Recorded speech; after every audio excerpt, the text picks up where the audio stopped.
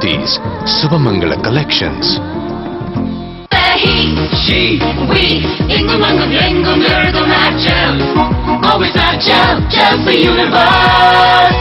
International agile. Welcome back to more news. Tamil nationalist movement leader P. Nedumaran, who was released from Kadalur Central Prison after over 17 months of incarceration under POTA, called on DMK President M. Karunanidhi. He thanked Karunanidhi for the efforts he had taken for his release. Karunanidhi reiterated that his party stands for the total repeal of POTA. Nedumaran was arrested under POTA and in 2 other cases was granted bail. He was released on Thursday from Kadalur Central Prison. Nedumaran visited DMK President M. Karunanidhi's residence to personally thank him.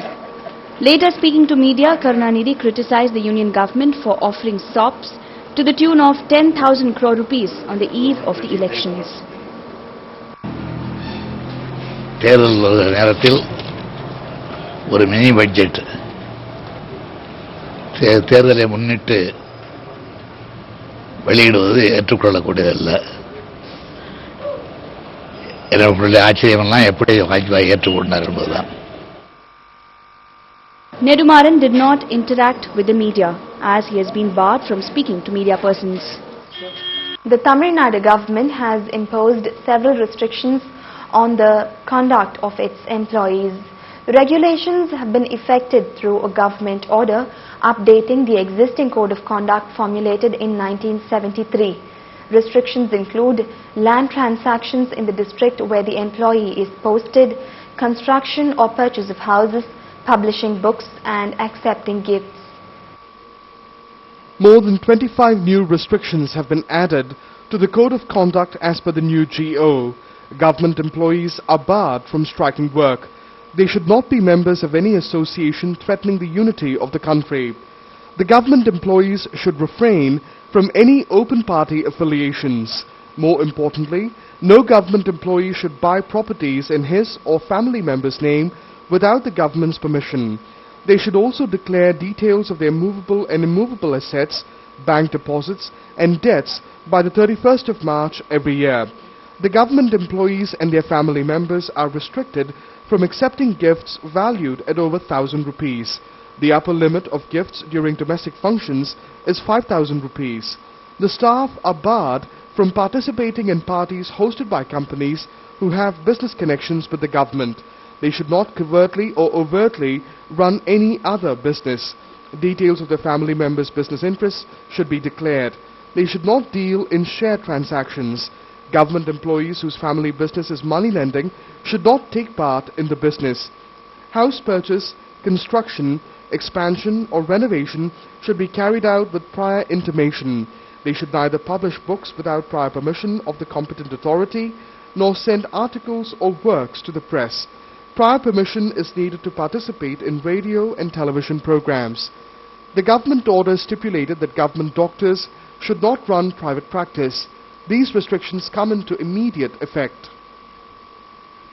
TDP leader and Andhra Pradesh Chief Minister N. Chandrababu Naidu urged party cadres to be battle ready and take the message of development to the people of the state. Hinting that Lok Sabha elections may happen any time now, he said the need of the hour is to sharpen focus, especially to rebuff opposition attacks.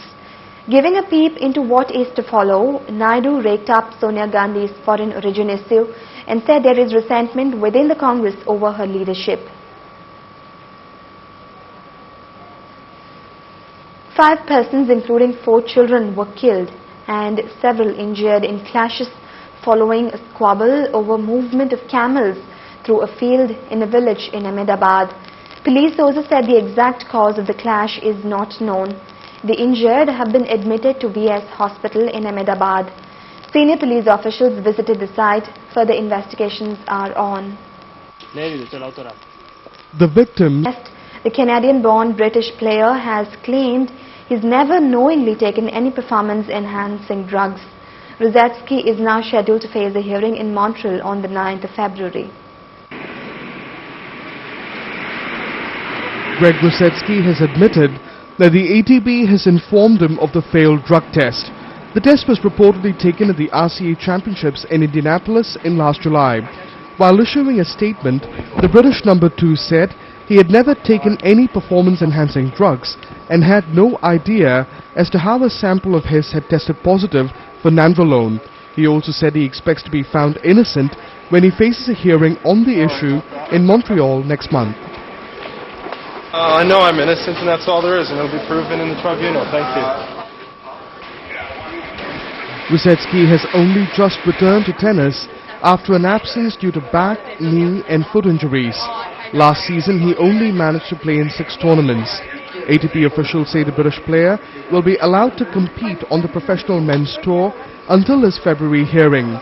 Once ranked as high as number 4 in the world, Ruzetsky has won 13 titles, including the 1998 Paris Masters and the 1999 Grand Slam Cup.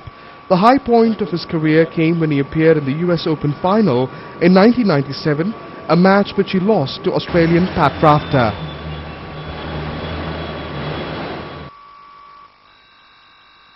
Sports News brought to you by Godrej Shaving Cream. And before we wind up, a look at the main headlines once again. Election Commission asked Chief Electoral Officers to fine-tune poll machinery. Commission decides to use EVMs in all booths. Second round of election-oriented SOPs announced. 50,000 crore rupee package for rural sector unveiled. Vajpayee lauds NRI's role, pays rich tributes to astronaut Kalpana Chawla. Government ready for a negotiating settlement on the Ayodhya issue, says Advani. And in Melbourne, India loses first one-dayer against Australia by 18 runs.